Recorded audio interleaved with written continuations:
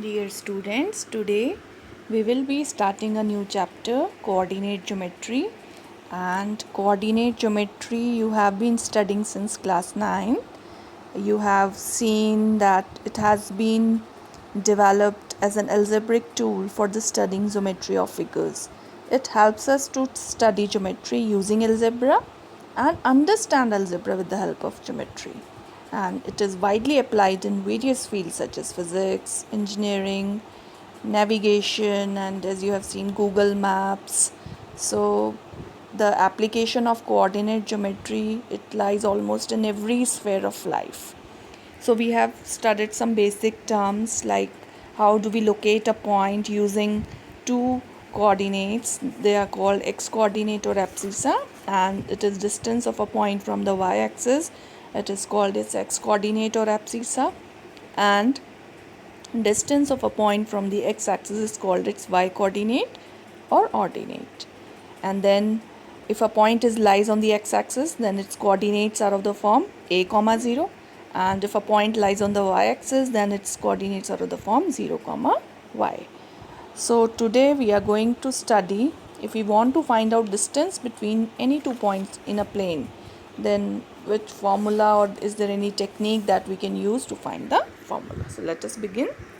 We have, suppose we are given 2 points here in the grid system. You can see there are 2 points, and they are 2 comma 1 and 1 comma 5. Here you can see minus 2 comma 1 in the second quadrant, here minus 2 comma 1, and here you can see 1 unit 1 comma 5. Coordinates you know very well how to locate, because first you have to move either left or right. So this is your x coordinate, and then you have to move up and down, up or down, then it becomes your y coordinate. So we have 2 points. Now if we want to find out distance between them, we can draw in lines that form a right angle triangle like this, right angle triangle like this, and then we can use Pythagoras theorem, because it is a right triangle and this distance becomes the hypotenuse of the right triangle. If we know the length of this line segment, then we can easily find out the length of the diagonal. See how we can do this. We have, it is easy, just subtract the x values and the y values. As you can see here, these were our change in x values and change in y values. So the total line segment here, it is minus 2, and it is 1 over here in this direction and minus 2 over here. So the change is 1 minus minus 2, that is 3 units in the horizontal direction. And here the change in y is, first it was 5 and then it was 1. So 5 minus 1, it is 4. So now easily this becomes the hypotenuse. So we can write over here, it will be c square will be equal to a square plus b square, and c will be equal to under the root 4 square plus 3 square. So this is one way where we have used Pythagoras theorem to find out distance between 2 points if its coordinates are known to us.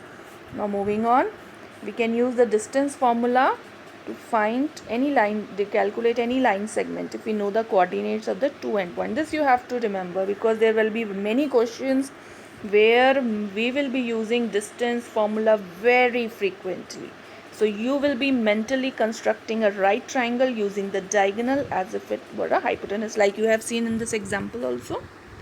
Now moving on, this formula has been derived from the same pattern. What is this formula? As you can see, x1, y1, the points, let us take the points to be p and q here, p and q, and the coordinates of point p are x1 comma y1 and coordinates of q are x2 comma y2.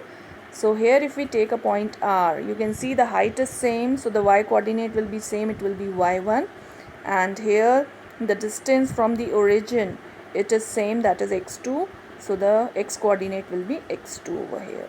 So this point has the coordinates x2 comma y1. Now we can find out the change, that is the length of this line segment will be x2 minus x1, and the length of this line segment will be change in y, that is y2 minus y1. As you can see, this becomes our hypotenuse, so it will be sum of the squares of these two sides, that is x2 minus x1 whole square plus y2 minus y1 whole square. So this formula you have to remember, because it will be very useful to find out the length of the line segment, to prove that a particular figure is a rectangle or a square or like that, and we will be using it very frequent.